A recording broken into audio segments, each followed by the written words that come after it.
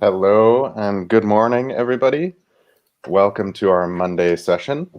And as you can see, I've brought Verstärkung with us today. Backup, Lucy's joining us as well. But as usual, my name is Todd. Und ich bin Maren. Guten Morgen. And this is Lucy, who will introduce herself shortly. Ja, wie versprochen, haben wir heute Verstärkung mitgebracht. Und zwar Lucy, unsere Kollegen aus Großbritannien.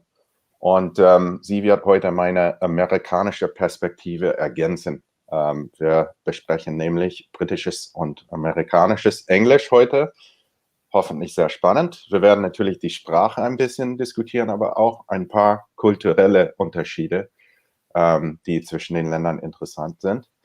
Ja, wir werden auch ein bisschen mehr Englisch reden heute, weil wir nämlich 2 Englisch-Muttersprachler dabei haben. Ihr habt das auch in den Kommentaren befragt, also dass wir ab und zu mal ein bisschen mehr Englisch benutzen, und wir dachten, das ist heute eine perfekte Gelegenheit, um das zu machen. Ja, für diejenigen, die ein bisschen eher Anfänger sind, ist das auch kein Problem, wenn ihr nicht alles versteht. Wir werden auch mehrmals zusammenfassen. Maren wird für uns dann auf Deutsch ein bisschen was erklären. Und wenn ihr Fragen habt oder wenn ihr was nicht hundertprozentig verstanden habt, könnt ihr gerne immer in den Kommentaren Fragen stellen oder ja, uns Bescheid geben, dass wir was nochmal erklären sollen. Ja, gut. Ja, los geht's. Normalerweise auch wollte ich Bescheid geben, wir haben normalerweise am Ende ein Quiz, aber heute machen wir so ein bisschen quizmäßig mittendrin und durch den Session, und deswegen wird das ein bisschen anders ausschauen als normal. Gut, ja, genug dazu. Lucy, welcome. Thank you for coming. And would you mind introducing yourself first for us? Tell us who you are, where you're from, and so on. Of course. Yeah, so hi everyone, I'm Lucy. I'm from the UK. I'm really glad to be a guest on today's AMA episode. So, as we already said, I work with Todd and Maren at Babel, and I'm part of the team creating English lessons. I'm originally from the centre of the UK, so the nearest big city is Nottingham, which you might have heard of. I've been living in Berlin for 3 years, and I also lived in the south of Germany about 10 years ago as well. So this is my second time in Germany. And yeah, I'm really excited to be here today and talk to everyone about the differences between UK and US English and answer any questions that you might have. Cool. Ja, hi Lucy, hallo auch von meiner Seite und schön, dass du heute bei uns bist. Ich hoffe, ihr habt jetzt schon gut zugehört und habt vielleicht auch schon so ein paar Unterschiede zu Todds Englisch rausgehört. Also mich erinnert das ja immer sehr an meine Schulzeit, und da wäre ich auch super interessiert, ob ihr in die Kommentare reinschreiben könnt, wenn ihr vielleicht Kinder habt, die noch zur Schule gehen oder Bekannte. Ich weiß, in meiner Schulzeit hat man eher britisches Englisch gelernt und die britische Aussprache, wobei natürlich viele meiner Lehrer und Lehrerinnen auch Deutsch-Muttersprachler und Muttersprachlerinnen waren, und dann haben sie natürlich versucht, das britisch-Englisch zu imitieren oder so gut es geht halt nachzumachen.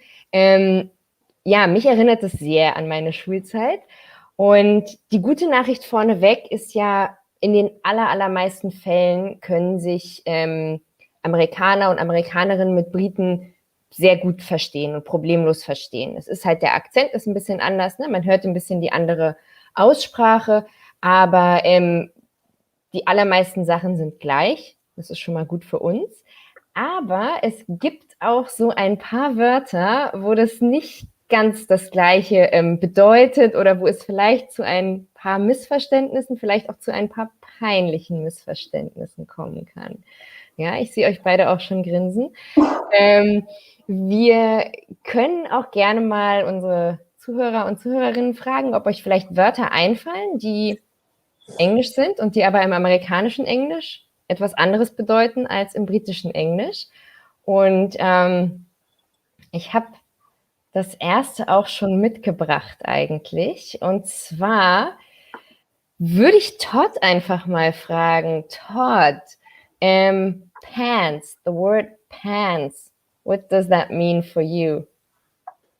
Pants, yeah. Pants is an interesting one. So For me, pants is just Hose in German. Mhm. Yeah, so long pants basically that you wear typically every day. Yeah, jeans or dress pants. We would also say for pants that are more formal. Yeah, that's pants for me.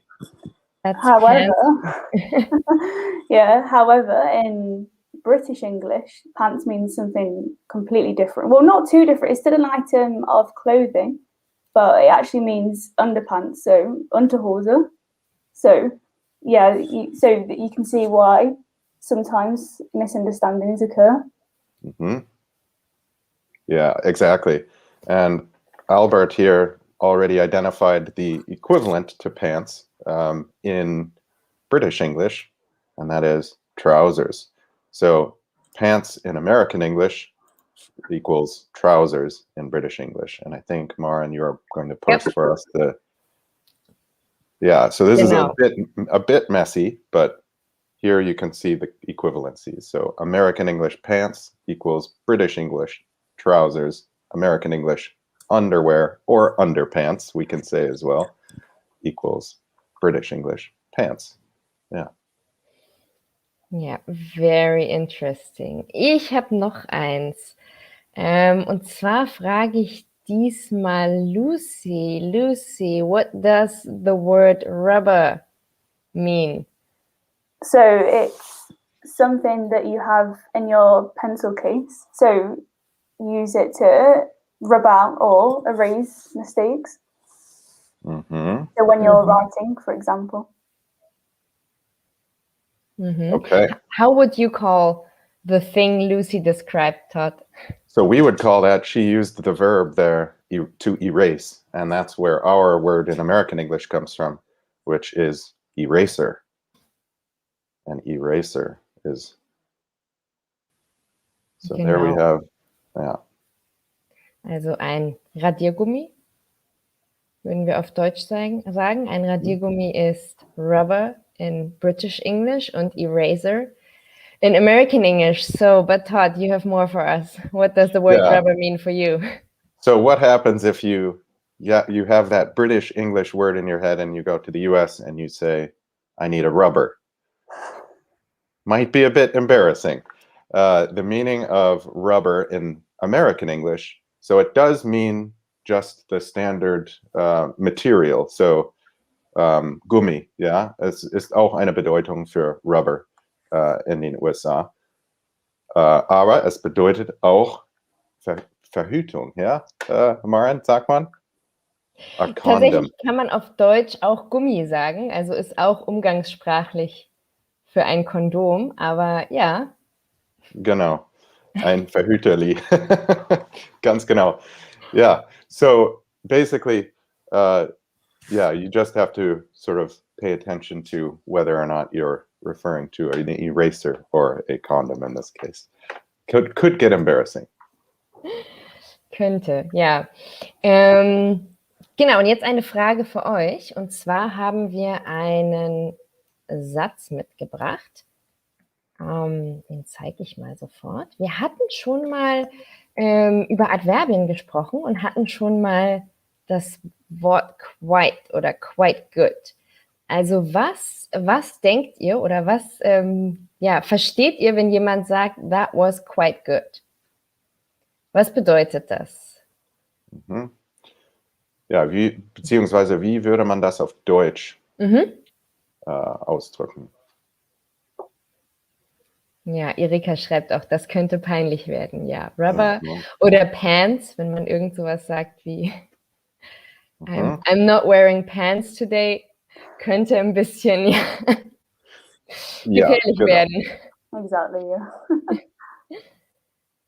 Okay, gut. Wir sehen schon ein paar Antworten. Aha. Ziemlich, einfach, gut, recht gut. Ja. Interessant. Aber warum fragen wir das, Maren? Warum ist das interessant? Ja, ich meine, spannend ist ja auch hier, wie ist das ziemlich gut gemeint, ne? Also auf Deutsch kann man ziemlich ja auch in mit verschiedenen Bedeutungen benutzen. Ja, also Todd, wenn du hast jetzt diese Session gemacht und dann sage ich danach zu dir, Todd, that was quite good. Bist du glücklich darüber oder wie Ja, da bin empfindest ich du sehr das? glücklich. Es ist sehr positiv und es ist relativ stark, das Wort quite auf amerikanisch Englisch. Also ich würde das auf Deutsch sogar mit ganz oder sogar mit völlig übersetzen. Also das ist eher wie was, also hier recht gut. Sabine schreibt, das war recht gut.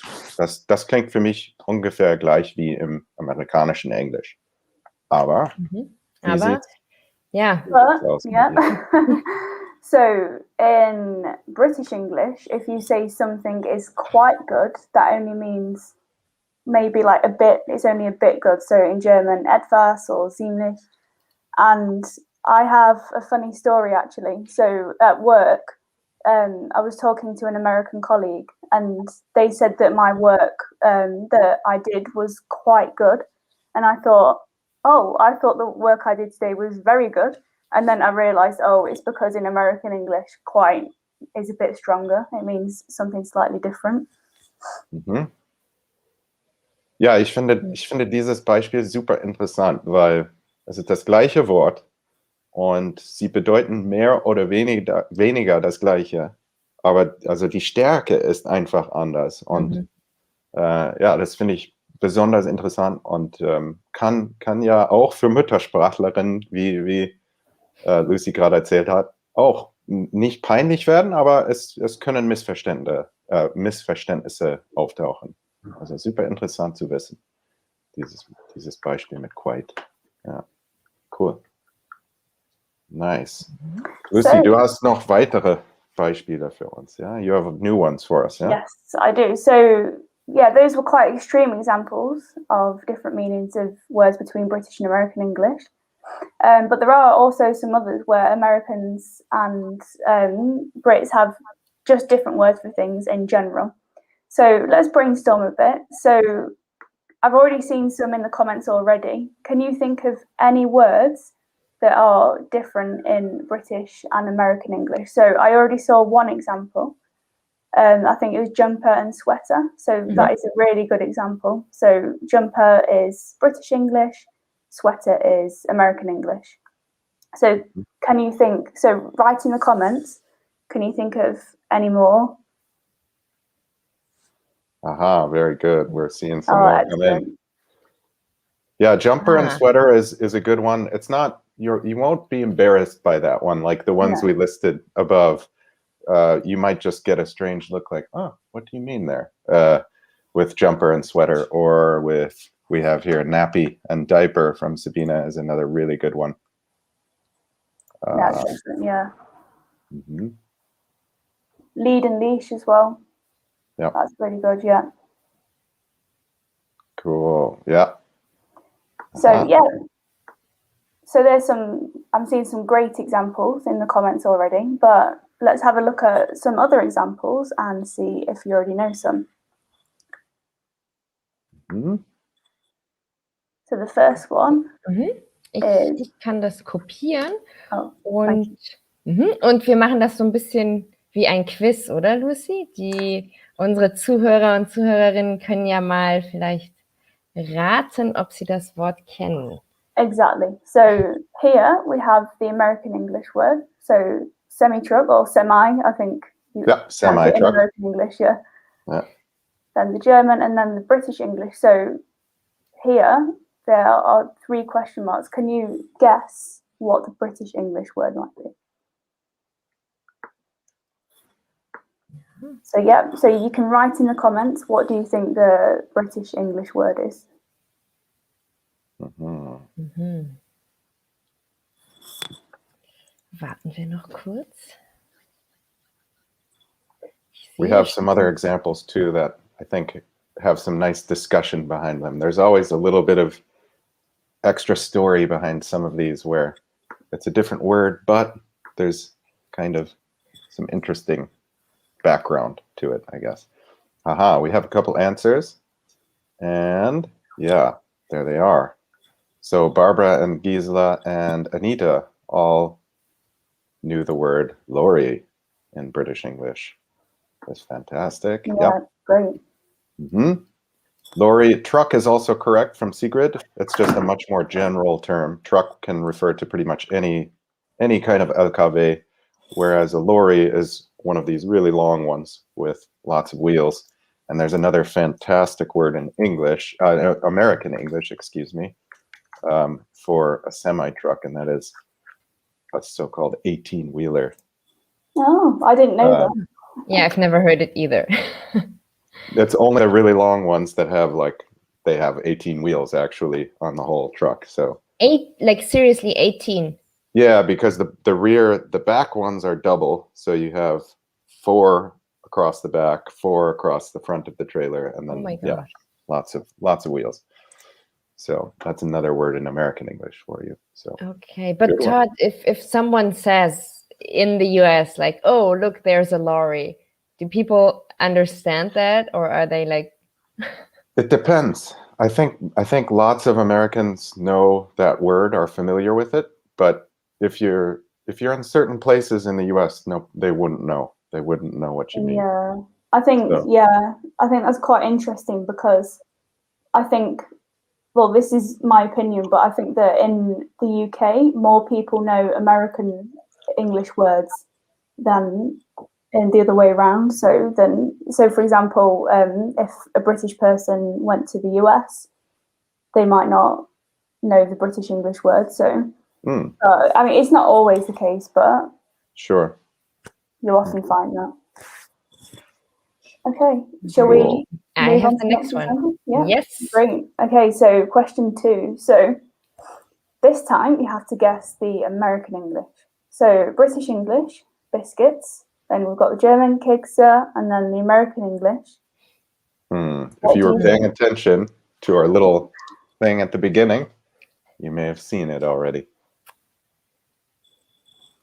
Food is a classic thing. Food items tend to have different names in different dialects, and this is a great example. And everybody knows it. This is a well-known one. Very nice. Cookies, cookies, cookies. Yeah, My favorite everybody food. loves cookies. Everybody loves cookies. The American English, interestingly, actually comes from Dutch. That's a fun fact for everybody today. It's a borrowed word from Dutch. So my question is, do you have other, so a biscuit is an American English cookie. Do you use the word cookie in British English as well? We do, yes, but it's a very specific type of biscuit. So it's the round one with chocolate chips. So in the UK, that's a cookie, but everything else is a biscuit. So it's just one specific type. I think what probably happened is that was borrowed back into British English through American English. Yeah. Because a chocolate chip cookie is sort of typisch Amerikanisch in a way. And so it was for that specific thing. By the way, we also use the word biscuits in American English, but it's a very different thing. Yeah, I don't understand what it is really. A biscuit in the US is more like a bread product. So it's what you would call a scone is a biscuit in the US. Yeah. So what you drink or what you eat with tea typically in the UK, we would call a biscuit, which is kind of funny. Okay, right. But you have it with gravy as well, right?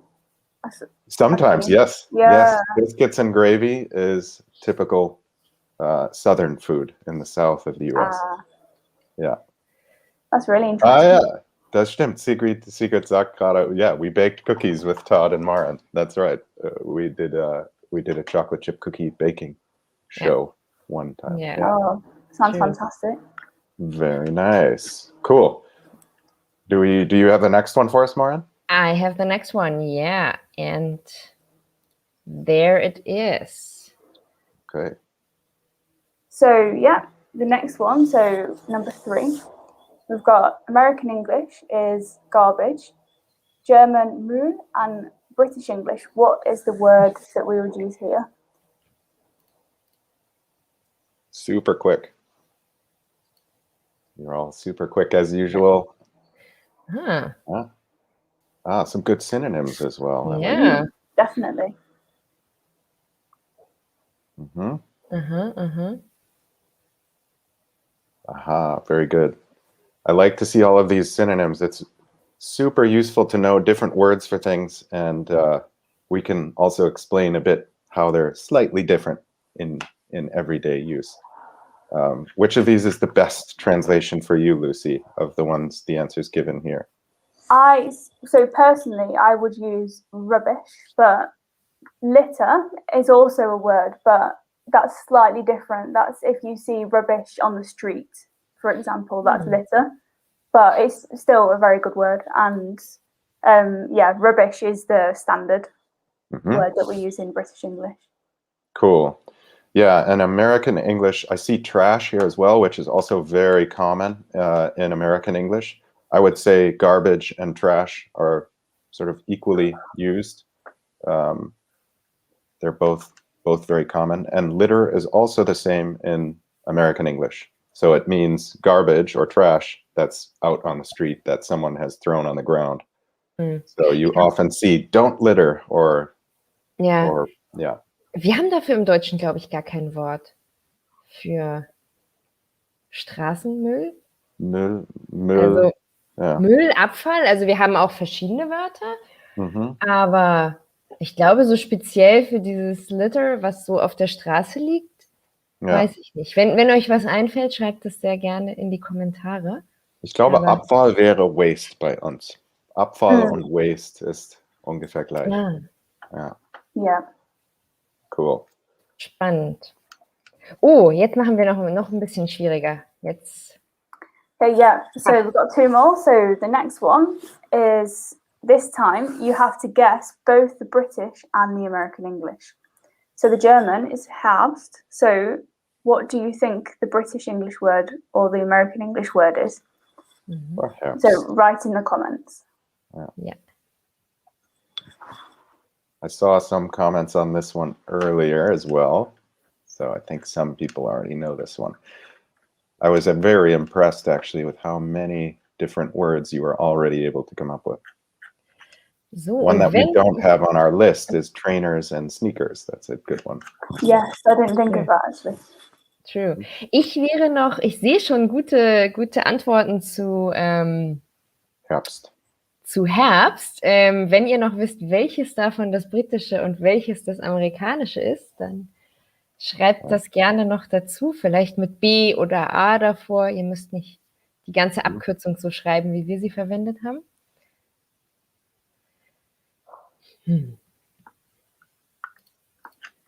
Ja, also Gisele sagt, British English ist Autumn.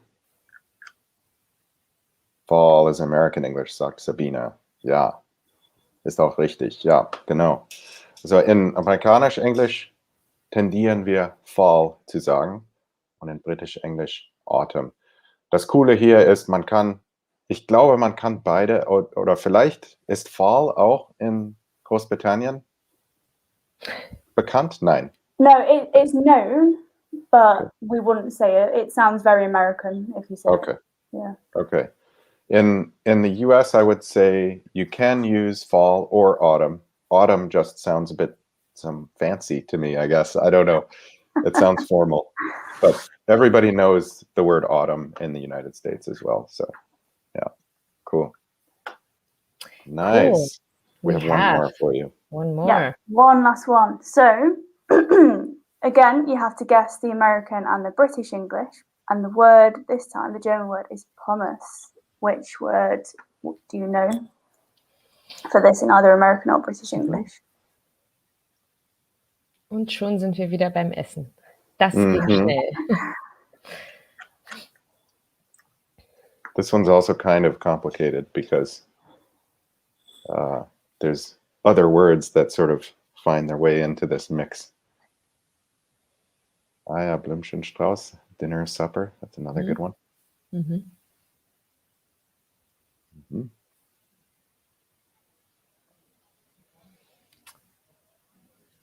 Aha, very nice.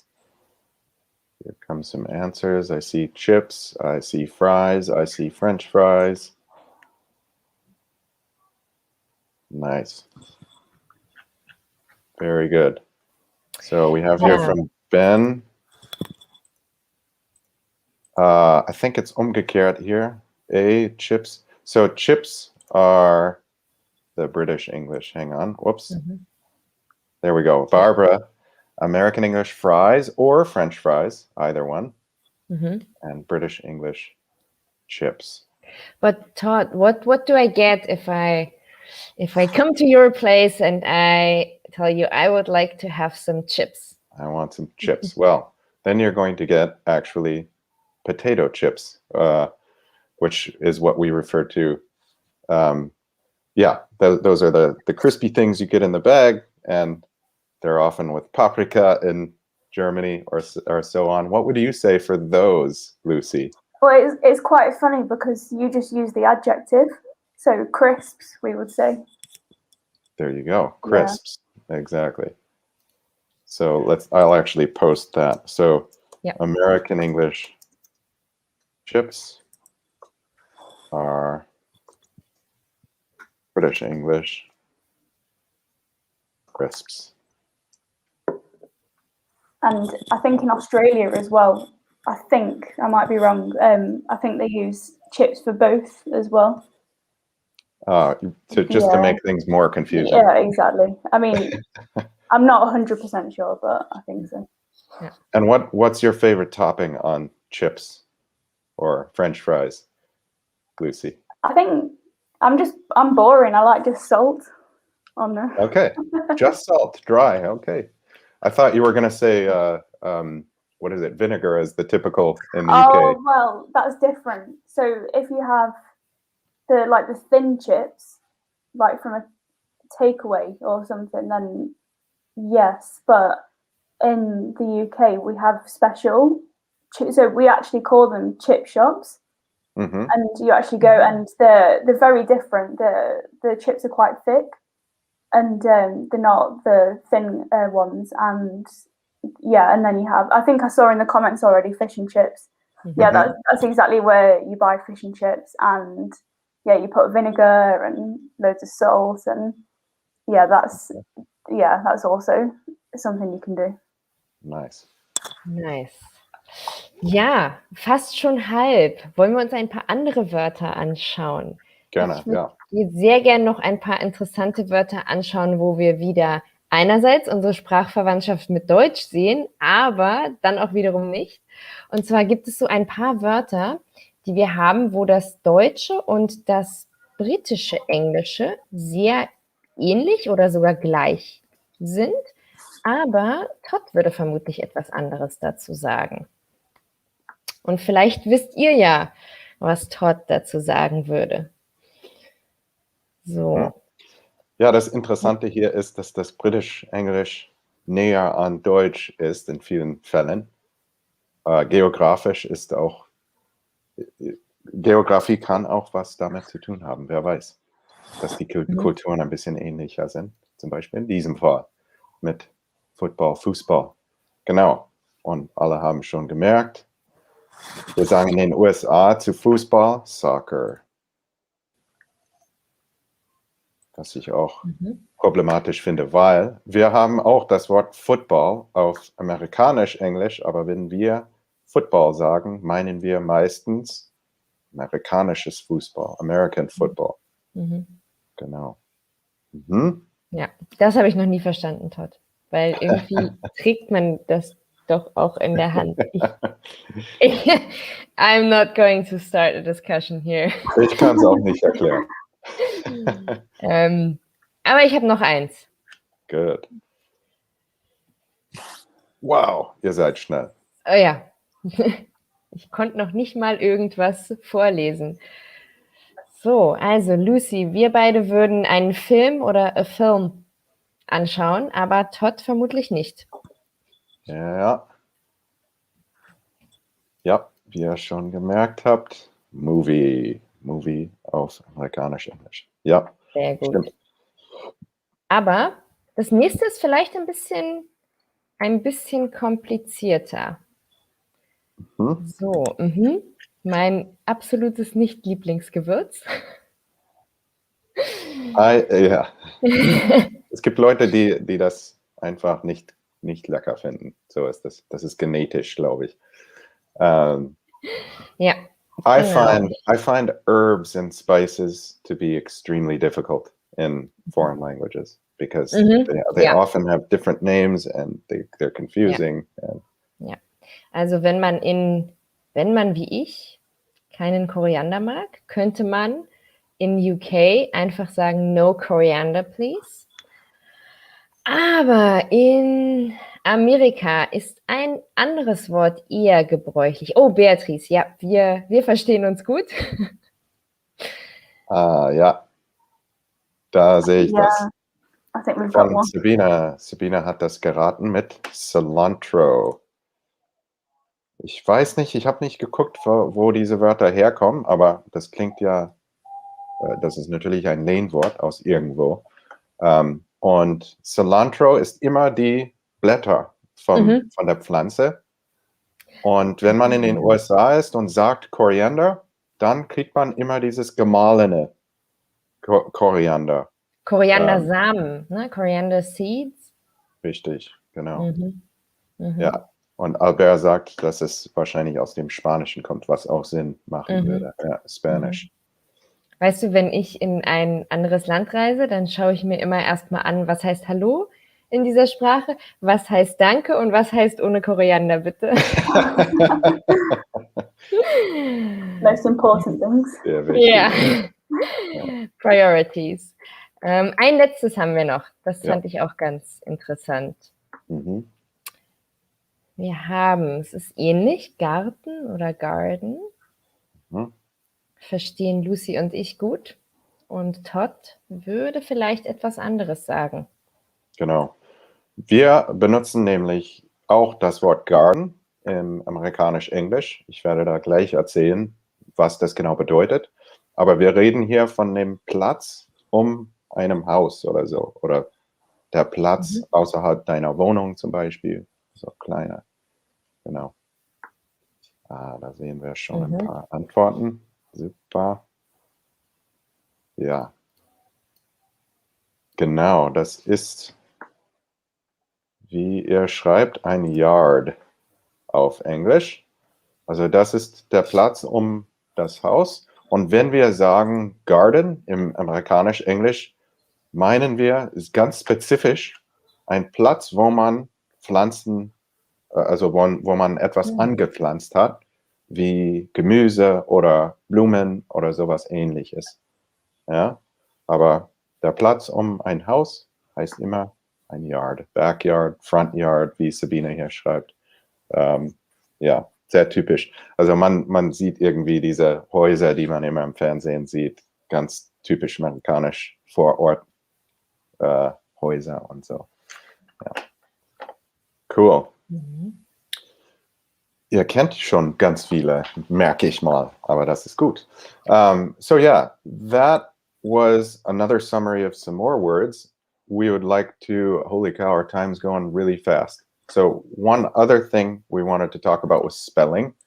And so very quickly, I'm going to post a few words, or Maren's going to post a few words up there for us. I got them. And you have to tell us, is this the British or the American English spelling that we've given here? So this Und is, vielleicht wisst ihr ja auch die andere Variante, wie man das schreiben könnte. Yeah. So are we looking at British English or American English, and how would we write these words in American English? Oh, sorry, I just gave the answer. Oops. So many of you have already noticed and written anyway that these spellings are the British English. So what is the difference? There we go with a couple of, yeah, very good. Yep. Doris says English without the U, and Sabina and several others have written those words without the U's. Here, I'll post Sabina's were perfectly written. Alternatives, flavor with O, color with O, favorite with O. Yeah. And one more example of spelling differences. One sec, here. American or British English here? Organize, realize, analyze.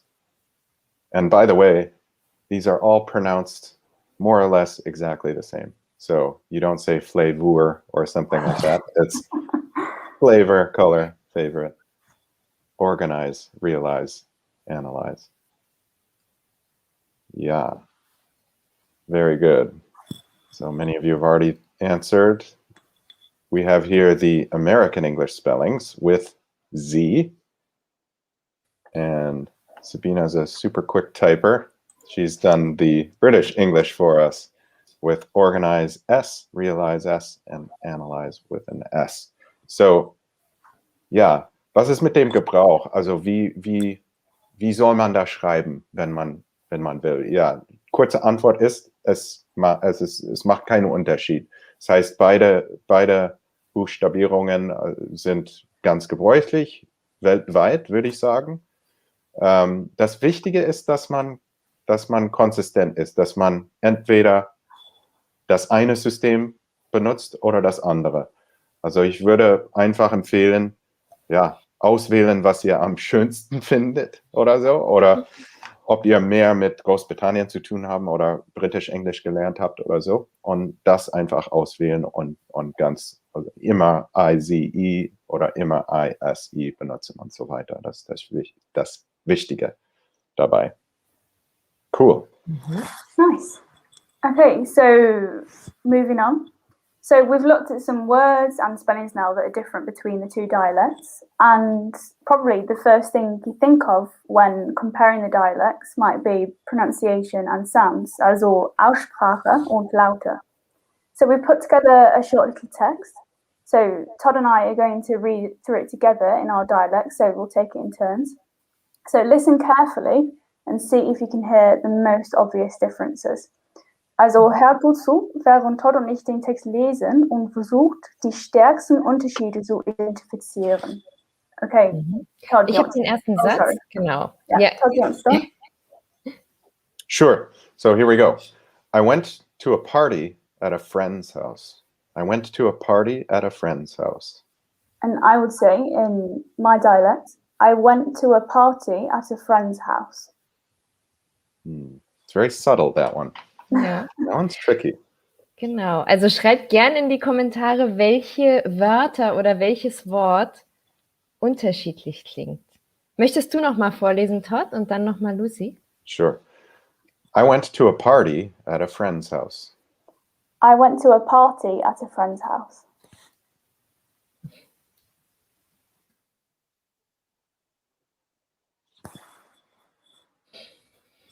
Aha, I didn't even think of that one. So Anita identifies the at, which I really like. That's not what we had in mind, but it's very true. So I want to focus just on that word for a moment. So I would say at. How would that sound if you just say that word in your dialect, Lucy? At. It's a little bit more open. It's very Yeah. subtle. So I'm really impressed that you noticed that one, but the vowel is a little bit different. Some of you have also noticed the more obvious difference, which is the word party in my dialect. And could you say that again in yours, Lucy? Party. Yeah. So that's what we call in linguistic terms, we call that a vocal R, or where the R becomes a vowel. So we actually don't pronounce it. It's a bit like a German R, actually. Ja. Ich würde auch Party sagen. Party, yeah. Wobei, wenn man natürlich ein bisschen weiter südlich geht nach Deutschland, da wird das R schon wieder anders betont. Wir haben natürlich im Deutschen auch Unterschiede, aber als Berlinerin würde ich das R wahrscheinlich auch in vielen Fällen gar nicht betonen oder gar nicht aussprechen. And which R do you have in your English, Maren? In You my have the English, British? a party. Ah, you have the American version a Yeah. little bit. Nice. Let's look at the second sentence. Yep. This is a fun one. Wait. Back to food again. Here we are. Always food. Okay, Always who wants food. to go first? Maybe Lucy, you go first. Yeah. Okay. I saw that she was growing herbs in the garage, mostly oregano and basil. So Okay. one more time. Shall I say it one more time? Yep. Yeah. I saw that she was growing herbs in the garage, mostly oregano and basil. Okay. And here's my dialect. I saw that she was growing herbs in the garage, mostly oregano and basil. Once again, I saw that she was growing herbs in the garage, mostly oregano and basil. There's a lot in there. Da sind mehrere Wörter drin, die mir aufgefallen sind.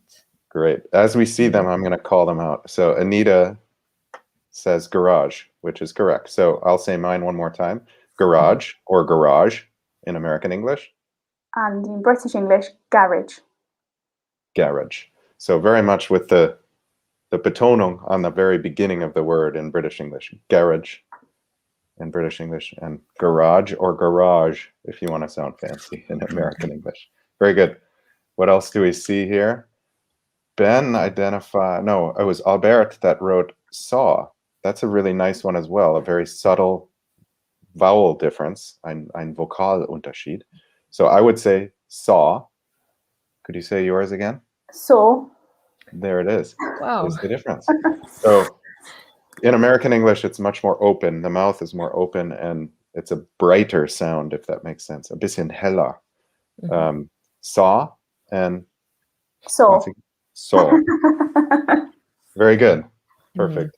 Ich glaube, diese Sachen sind, also die Vokale, zumindest für mich, ich kann den Unterschied sehr, sehr gut hören, aber das ist für mich sehr schwer, das nachzumachen. Ich glaube, Vokale sind echt sehr, man hört es und man ist so, ja, es klingt anders, aber wenn man es selber produzieren soll, ist das doch ein bisschen schwierig. Cool.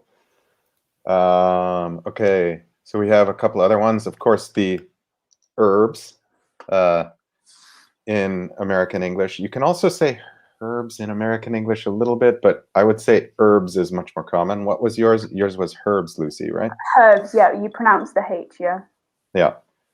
And there it's also with the R we have in there as well. We would say herbs with that sound in American English, and Lucy with the vocalized. Herbs. It's a lot softer, yeah. Yeah. Cool. And then the two herbs themselves, a word we in American English, oregano and basil, and in British English, oregano and basil. And basil. Okay.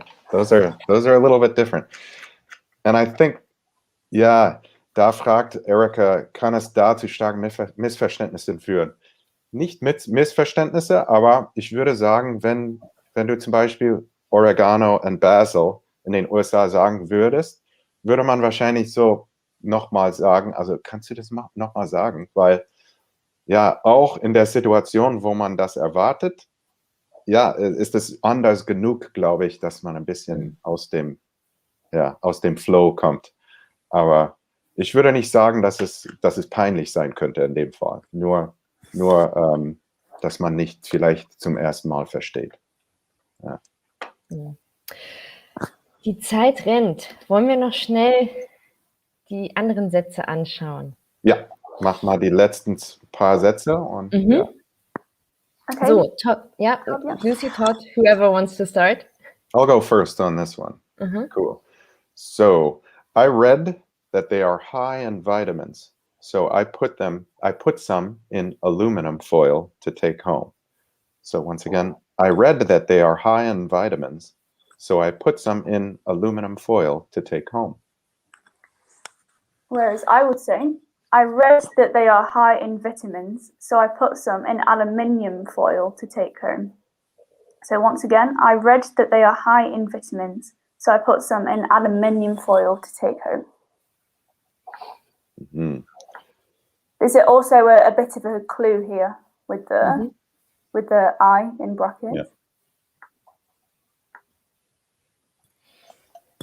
Ja, Erika sagt hier zum letzten, also beides lernen, danke, ja, stimmt. Also es ist gut, beides zu wissen und zu kennen, aber wie bei den anderen würde ich sagen, ja, eins benutzen als ganz normal und dann nur merken, wenn man im anderen Land ist, dann Bescheid wissen, dass es zu Missverständnissen kommen kann. Gut. Ja, ihr habt gemerkt, die sind relativ gut zu hören hier, relativ offensichtlich die Unterschiede. Also Aluminium, das war für mich wirklich ein, wie sagt man das auf Deutsch? Epiphany. Also wenn man plötzlich was merkt. Ich habe immer gefragt, warum sagen wir Aluminium anders, Aluminum, Aluminium, und es wird tatsächlich anders geschrieben. Das habe ich nie gewusst.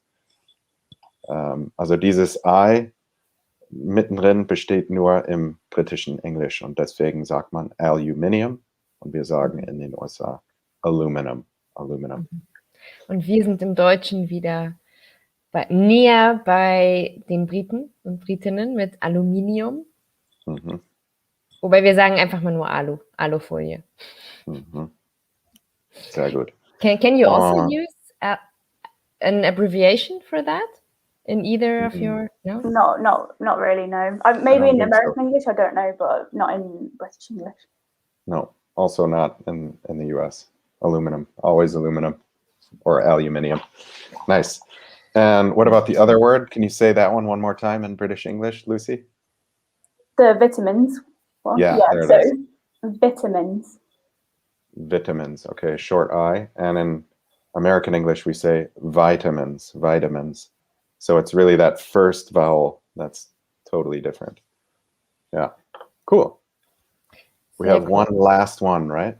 Nee, wir haben 2 noch. Machen wir ganz schnell. Das Okay. hatten wir schon mal ähnlich. 1 ist drin, was wir schon mal hatten. Lucy, you go first. Have you always had a herb garden? I asked my friend. So once more, have you always had a herb garden? I asked my friend. Have you always had an herb garden? I asked my friend. Have you always had an herb garden? I asked my friend.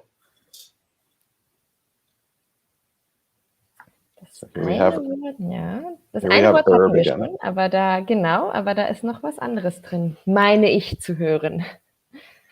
This one's a bit more difficult though, because it's not necessarily the pronunciation. Yeah, it's really tricky. I'm interested to see if people noticed the difference. Ja. Vielleicht könnt ihr noch mal beide lesen. Yeah, do yours one more time, Lucy. Okay. Have you always had a herb garden? I asked my friend. Have you always had an herb garden? I asked my friend.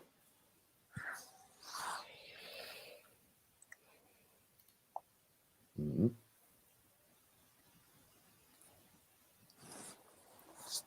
Mm-hmm. Well, this is tricky. I don't think anyone noticed this one. Ja.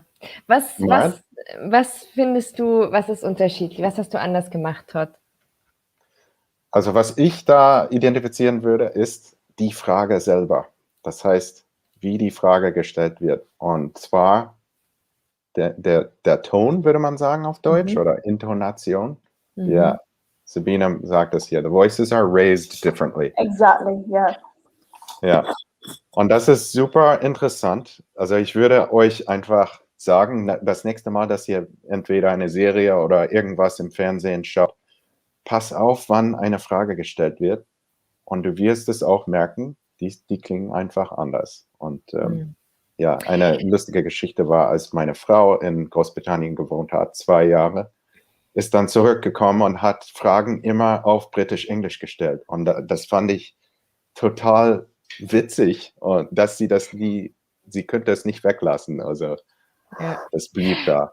Aber ich würde gerne jetzt, da wir wissen, worauf wir achten müssen, würde ich jetzt gerne noch mal einmal von Lucy das hören und dann noch mal von Todd. Ja. Have you always had a herb garden? I asked my friend. Have you always had an herb garden? I asked my friend. Yeah. So if you were to draw it on paper, the tone, the American English kind of steadily goes up and up and up and up through the question. And the British is almost flat and almost drops at the end. It's very interesting. So yeah, have a listen next time. It's a fun, subtle difference, I think, between the two. Ja. So, und jetzt machen wir noch schnell, es ist schon 10 vor 11. Wir machen noch Satz. ein letztes. Und ich glaube, Todd ist zuerst dran. Okay. Oder? Yes, it's better than buying them, but they need a lot of water, she replied. Yes, it's better than buying them, but they need a lot of water, she replied. And then, yes, it's better than buying them, but they need a lot of water, she replied. And then I just wanted to say there is also an alternative. So this is the alternative pronunciation in British English. Yes, it's better than buying them, but they need a lot of water, she replied. Fantastic. I love that one. But the standard is the first one, so better water. Mm-hmm. Yeah, so many of you noticed there that T is different. Yep. Mm-hmm. And in the more standard British English, the T's are pronounced very, very much like a T, better. And what we do in American English is it's still written the same, but we almost pronounce D's in the middle if you listen for it. So instead of better in American English, we would say better, better. And instead of water with a hard T, we would say water. Mm-hmm. Yeah. And what was the other Yeah. pronunciation? Could you do the second pronunciation again for those two words, Lucy? Yeah, so I'll say the standard British pronunciation, and then I'll say the other one, the alternative. So better, water, and then better, water. So you might hear that if you watch British TV shows, for example, you might hear the second one. Mm-hmm. And it's just a T, so either a single T or a double T.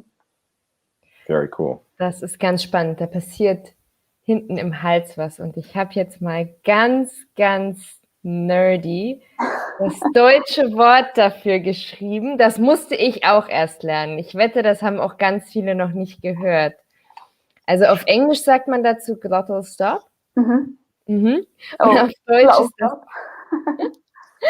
auf Deutsch ist das der Stimmritzenverschlussler. Das müsst ihr euch nicht merken. Ich wollte dieses tolle deutsche Wort nur mal zeigen. Love it. Ja, fand ich auch Cool. sehr cool. Ja, das war ein langer Session. Ja?